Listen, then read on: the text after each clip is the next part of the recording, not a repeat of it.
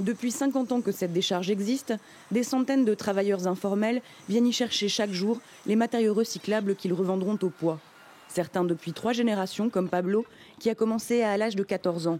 Ici, la vie n'a jamais été facile, mais avec une inflation de plus de 104%, elle devient encore plus âpre. La plata no sirve. L'argent ne vaut plus rien, et chaque jour un peu moins. On est de plus en plus pauvres. Mais en travaillant ici, au moins on peut acheter à manger. Dernièrement sont apparus sur la décharge de nouveaux recycleurs, expulsés du système par l'inflation et la crise, comme Germán, ancien vendeur. Je vendais des produits ménagers et ça allait bien. Et puis l'inflation a explosé et j'ai dû fermer boutique. Maintenant, ça fait 2 mois que je viens ici. Je ne vais pas te dire que je me suis complètement adapté. Je ne vais pas te dire non plus que ça me plaît, mais j'ai besoin d'argent.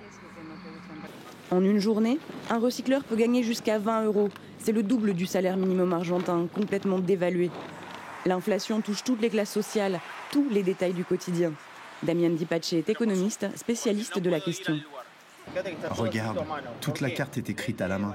C'est parce que la variation des prix est quasi quotidienne. En 5 ans, l'inflation argentine s'est envolée de 20 à 104% annuel.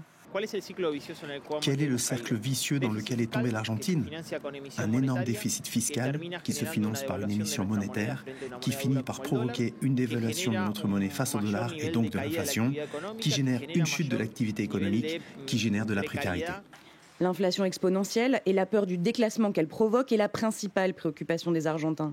En mars, elle a battu le nouveau record mensuel de 7,7%.